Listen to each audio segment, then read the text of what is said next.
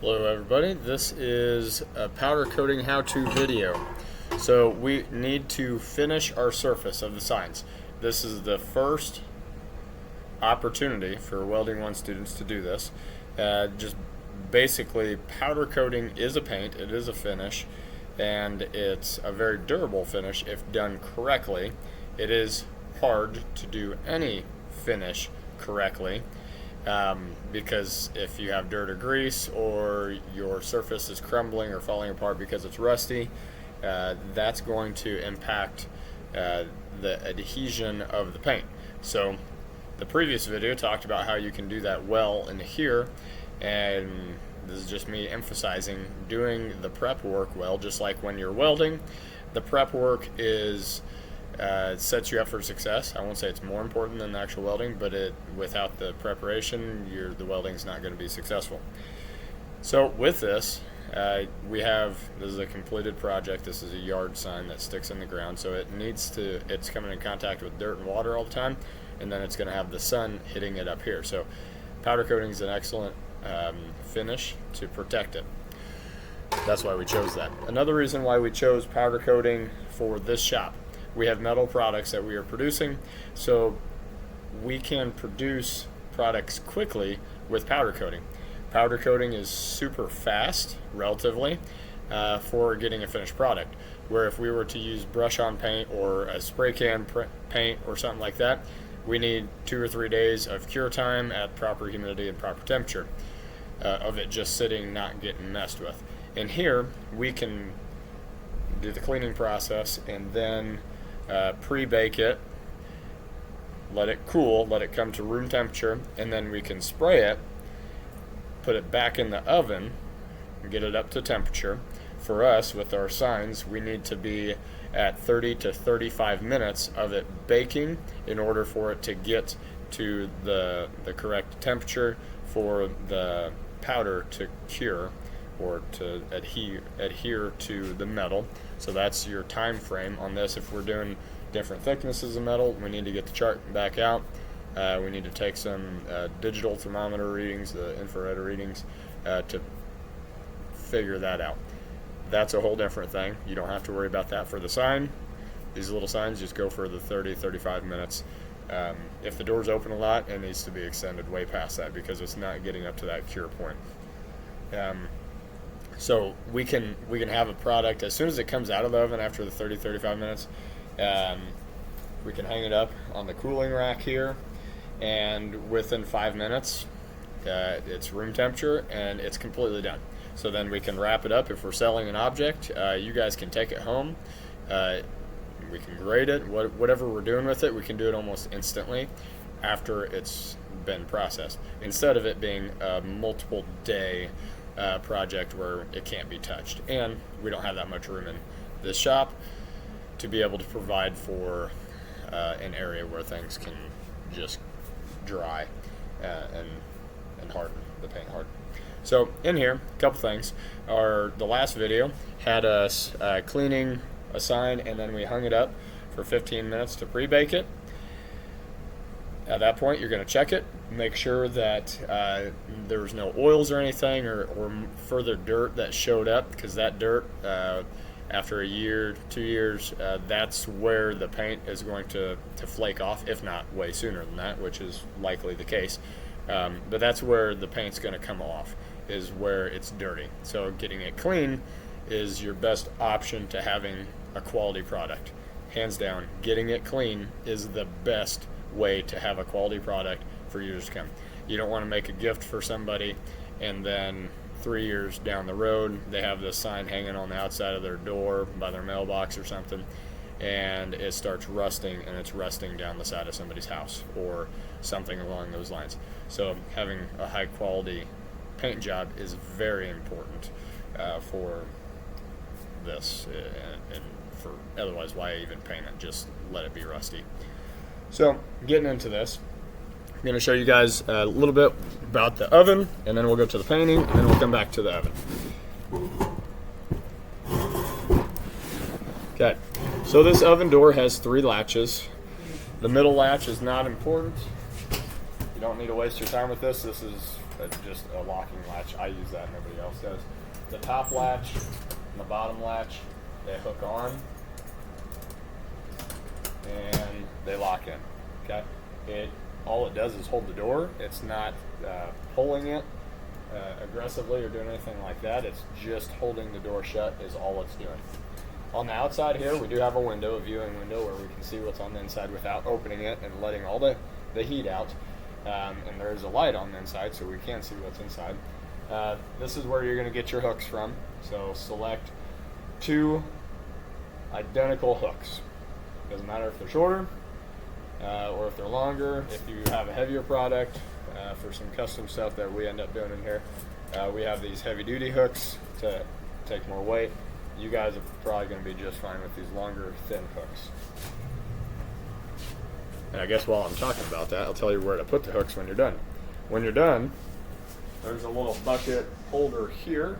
This is where you're going to put the hooks when you're all done. Just throw the hooks in there. It is a cleaning job for someone to take them and to organize them. So that person's picking up hooks that have fallen on the ground and all around, but when we're done, we need to throw the hooks right there. So inside the oven, we have a ton of hooks that are already hanging from the top. We have a couple bars on the bottom. The bars are easy to hang things on, just the way that it's set up. The things can hook to it very, very quickly, very easily. On the top, it is not quick and easy to hang things off of the edge here, or like trying to get your hook up into the groove. That's a waste of time. We can get it up there, but when you have a piece of metal on it, it's really not a great idea to do that, because you're going to end up brushing the powder that you're trying to put on up against your arm or your dirty welding jacket or something like that, and you're ruining the whole process of what you're trying to go for. So this is going to be a representation of every single person's job that you ever do in this powder coating process here. We don't just have one hook, okay? Then when we go to spray it, it's moving all around. It's likely to brush the paint right off, the powder right off, or the paint after it comes out. If you touch the paint when it first comes out of the oven, it's going to smear right off. It needs to cool down, and then it's the nice durable paint that we want from powder coating. But if you touch it while it's in here, it's smearing right off, just like it's still fresh powder. So this is everybody's. You're going to have 2 hooks on absolutely everything. It turns out better this way for a lot of reasons. Your hooks are always going to go on somebody else's hooks. And notice when I put this in, I am putting this in horizontally, okay? So in line this way. If it was me and I'm loading things, I want to load mine as far back as possible, because I don't want other people to accidentally brush up against it trying to get theirs in. I just move these racks backwards, or these hanger spots backwards a little bit. That should make it easier for getting more things in here. You can step into this oven. I won't keep your shoes on it for a long period of time because it will end up melting your shoes. But you can step into it without a problem. It's not going to do damage. Your shoes aren't going to instantly melt. So to pre-bake, get your stuff in here. You can hang off the sides, hang it up somewhere. Don't touch it again after it's been pre-baked. You're going to hold your hooks. They are going to be hot. Okay, so be careful. Wear gloves. Don't just grab them. That's not a good idea. I'm going to go ahead and move my camera over here to the powder coating station. Okay, so I'm going to take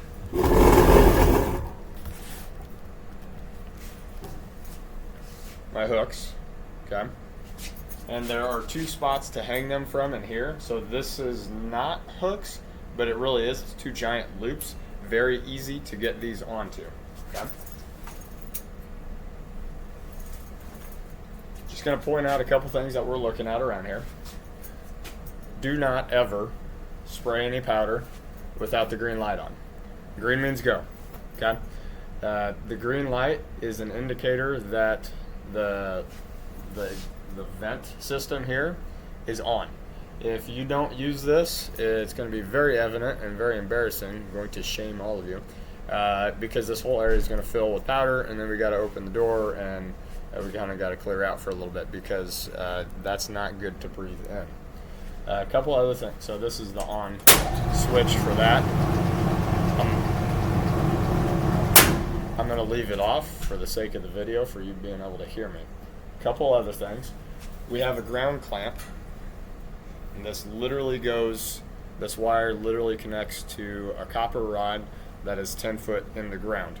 So this is the ground. This is going to make everything possible for powder coating to work right there. That is connected to this top bar. It's as close as I can get it to the actual workpiece that I want the paint or the powder to stick to, without the cord itself brushing up against the sign and causing me problems by wiping off the powder. Another thing that's over here, we got our air hose. So the general person does not need to use this. If you mess up and you have big issues, I will help you, but this is mostly for advanced applications and myself to use that over here. So just so you're aware, it is an air hose, it is an active air line, but you don't need to touch it. Okay? This you do need to be aware of. Okay, so this knob controls the air pressure. If you want 150 psi going to the gun, here you go. If you want the 2 psi to go to the gun to where you can be successful, this is where you do it. So right now it has a gauge on it. The gauge doesn't even read because it can't read that small of an air pressure. This assembly can't do that. I do have a note here that if you want less air, you're going to turn it counterclockwise. If you want more air, you're going to turn it clockwise. I'm going to go over the procedure and how you're going to use that to start with every single time, because there is a start procedure. Just giving you an overview right now. We do have a vacuum over here. This vacuum is sitting on the side. This is not for welding 1 to use. This is for the 2 or 3 people that have this as a cleanup job. Don't touch this. Just for welding 1, 2, 3, and 4. If it's not your cleanup job, leave it alone. This is a necessary tool, but if you do something wrong, you're going to end up sucking up hundreds of dollars in paint and powder. And that means that we don't get the powder. If you're the one who ends up sucking up all the powder and putting it into the vacuum, it's gone, and that's not helpful for any of the rest of us getting the powder coat. So if this isn't your cleanup job, don't touch the vacuum ever. Just leave it alone. That vacuum is a huge risk of being over here, but we absolutely have to have it over here. Got a couple things. We have a light on above us. If the light's on, these guns are on. If the light's off, the guns are off. You don't have to really adjust anything over here. 3 is the magic number though. We have a voltage meter. It needs to be set to 3 for all of our signs. That works great for our signs. Should be turned on and just left on. These are on all the time. I have a switch back here that turns everything on and off, so I can turn it on and off when I come in and when I leave every day. Otherwise, it's just left on. We do have 2 different machines. Okay, really not necessary to have 2, but in a shop you want to have redundancies in case something goes down. So we do have 2 machines. We have so the powder is going to go up here. I'm going to show you where we get that. The air, when I squeeze the trigger on the machine, is going to come through this little black tube, and then it's going to push air and powder out of the can into this tube. The tube goes to the gun, and we have an electrostatic charge being applied to the end here. So there's a little metal tip here where if I squeeze the trigger, I'm going to end up shocking myself a little bit. It's going to charge the particles so that ideally the goal here is to create a fine powder or find kind of like, it looks like a mist almost of powder coming out of this. This metal piece and the voltage is electrostatically charging the particles, and our sign is connected to the ground. So these particles that come out of here are basically static electricity sticking to the metal. Okay, you might feel it on your arms, like your hair standing up, as you get closer to this powder coating booth. If you're not getting shocked, you're okay. You shouldn't get shocked. Don't try to shock yourself. That's a bad idea. So this is the equipment. Set it on 3, leave it on. The gun sits here. Don't use the vacuum. Your sign's hanging up. You run the fan the whole time. When we come over here, for this first sign, if this is the first sign that you are powdering, then you need to pick one of 2 colors. It's going to be a texture black or a texture silver. Those are your only 2 options. And as I look down here, they all are labeled on top. Texture black, orange, Chevy orange, texture white, redwood green, which is the high school green, gold-tastic, which is the high school gold. But if this is your first sign that you are powder coating, you must use texture black or texture silver. You do not have any other options. There are a lot of benefits to using the texture paints. One, if you get too much paint in one area and it's too heavy, the textured part of the whole sign will help cover it. So it's easier as a novice or brand new person to have a good looking sign. 2, if your sign's scratched up, the texture is going to help cover the scratched or like etched, like in the front or something. We shouldn't have that problem, but if you do have that problem with your metal, the texture will help to cover it, not completely cover it in every case, but it will help to cover it. And powder is very expensive, so I'm giving you powder that is safe for me to give a brand new person, because it's not as cost prohibitive as some of the other colors that we have as options down here.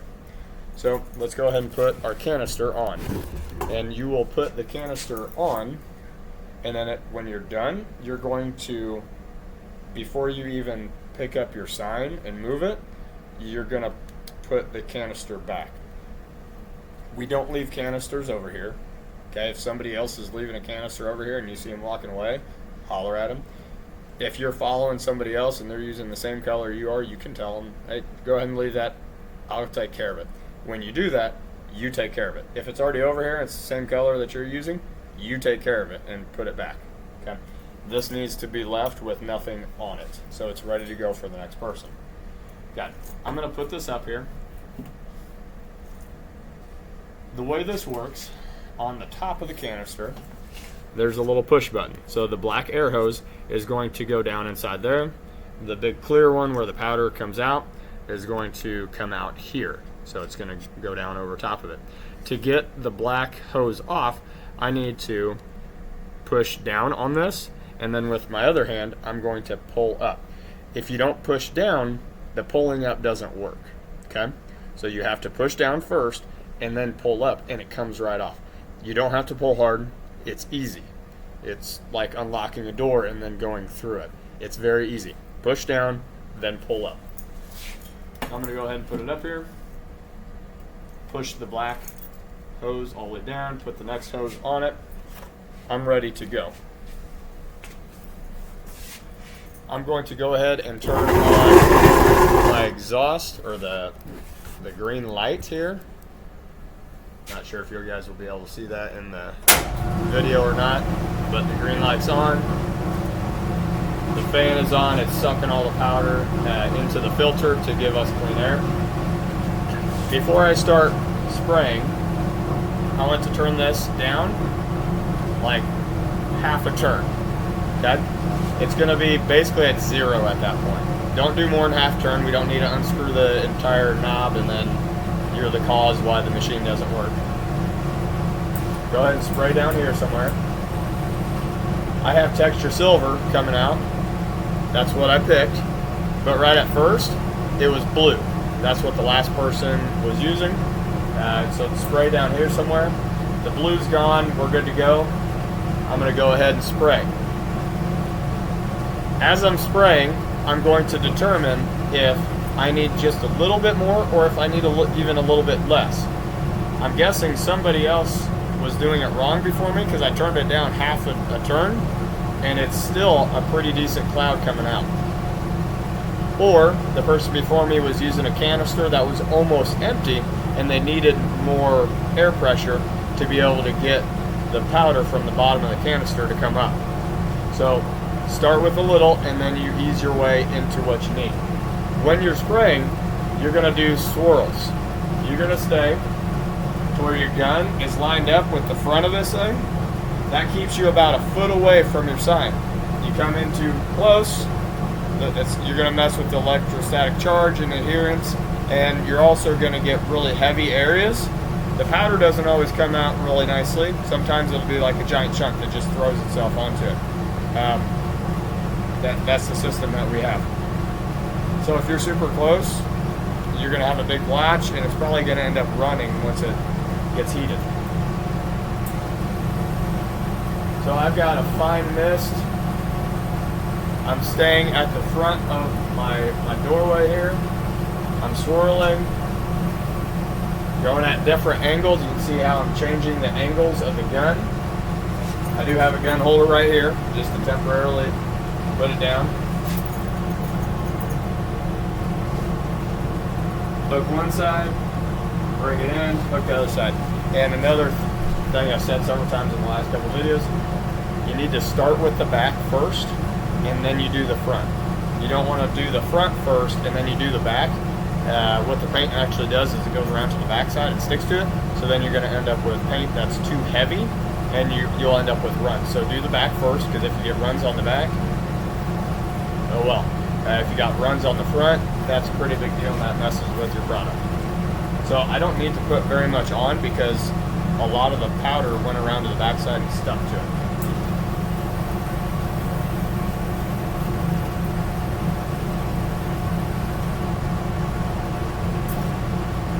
That's that.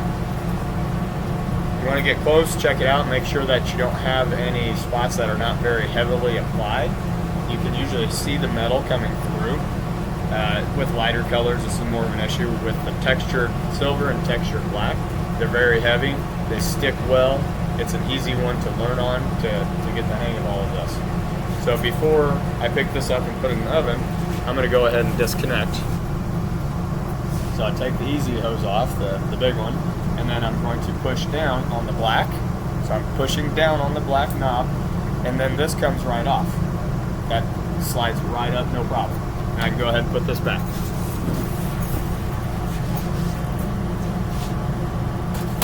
Put that back in its canister. Then I'm going to go ahead and pick this up. Now be careful here that you're not letting the hook bump up against your sign. Try to hold it steady as you move it to the oven.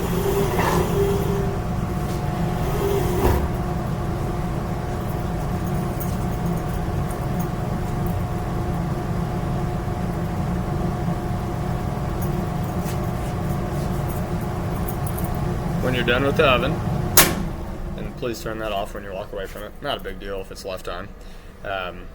But if you're done with it, go ahead and turn it off.